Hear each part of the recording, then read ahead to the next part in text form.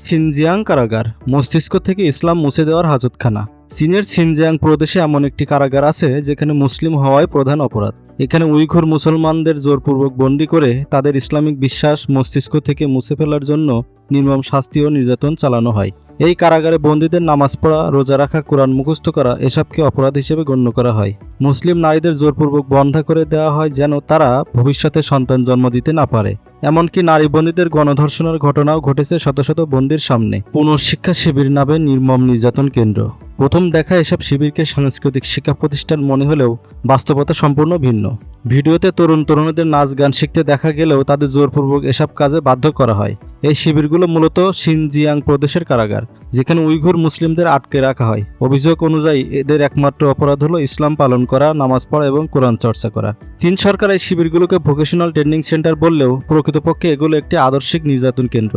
এখানকার মূল উদ্দেশ্য হল ইসলামকে শত্রু হিসেবে চিহ্নিত করা এবং মুসলিমদেরকে ধর্মত্যাগে বাধ্য করা। বন্দীদের চীনা কমিউনিস্ট পার্টির আদেশ, প্রেসিডেন্ট শি জিনপিং এর বক্তব্য ও স্লোগান মুখস্থ করতে বাধ্য করা হয়। প্রতিদিন বন্দীদেরকে নিজেদের ভুল চিন্তাধারার মানুষ হিসেবে ঘোষণা করতে এবং আমি ইসলাম মানতাম কিন্তু এখন ভুল বুঝেছি এমন স্বীকারোক্তি লিখতে বাধ্য করা হয়। যারা ধর্ম ছাড়তে রাজি হন না তাদের উপর চালানো হয় অমানবিক নির্যাতন। এর মধ্যে রয়েছে বৈদ্যুতিক শক, ঘন্টার পর ঘন্টা দাঁড় করিয়ে রাখা এবং খাবার না দেওয়া। নারী বন্দীদের অনেকে গণধর্ষণের শিকার হন এবং অনেক নিখোঁজ হয়ে যান বলে অভিযোগ রয়েছে। মিহিরগুল তুরসুন নামের একজন নারী এই ক্যাম্পে 3 বার বন্দী হয়েছিলেন। তিনি জানান, একটি ছোট কক্ষে 60 জন নারীকে গাদাগাদি করে রাখা হতো, যেখানে নামাজ পড়া তো দূরের কথা, ঘুমানোরও সুযোগ ছিল না।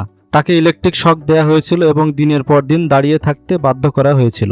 একবার তিনি তার 3 সন্তানকে নিয়ে বন্দী হন, যার মধ্যে একজন ওই ক্যাম্পেই মারা যায়। মিহিরগুলকে পরবর্তীতে জোরপূর্বক বন্ধ্যত্বকরণ করা হয়। দূরশোনায় জিয়াউদ্দিন নামের এক নারী 2 বার আটক হয়েছিলেন এবং দ্বিতীয়বার 8 মাসের বেশি সময় তাকে আটকে রাখা হয়।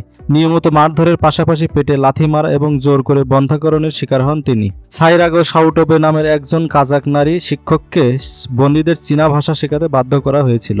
তিনি জানান, শত শত বন্দীর সামনে একজন নারী বন্দীকে গণধর্ষণের ভয়ানক দৃশ্য দেখতে তাকে বাধ্য করা হয়েছিল, যা এখনও তাকে আতঙ্কিত করে তোলে। আন্তর্জাতিক প্রতিক্রিয়া ও চীনের অস্বীকার। জাতিসংঘ, হিউম্যান রাইটস ওয়াচ এবং অ্যামনেস্টি ইন্টারন্যাশনালের মতো মানবাধিকার সংগঠনগুলো চীনের এই ক্যাম্পগুলোকে গণমানবাধিকার লঙ্ঘনের কেন্দ্র হিসেবে উল্লেখ করেছে। যুক্তরাষ্ট্র এই ঘটনাগুলোকে গণহত্যা বা জেনোসাইড হিসেবে ঘোষণা করেছে। তবুও চীন সরকার এগুলোকে চরমপন্থার বিরুদ্ধে প্রশিক্ষণ কেন্দ্র বলে দাবি করে আসছে। বিশ্ব যখন মানবাধিকার ও বিশ্বাস ও সংস্কৃতির অধিকারের কথা বলছে, তখন চীনের সিনজিয়াং এ মুসলমানরা শুধু ইসলাম মানার অপরাধে শারীরিক ও মানসিক নির্যাতনের শিকার হচ্ছে। এখানে নামাজ পড়াকে অপরাধ, রোজা রাখাকে শাস্তি এবং কোরআনের আয়াত মুখস্থ করাকে চরমপন্থা হিসেবে গণ্য করা হয়।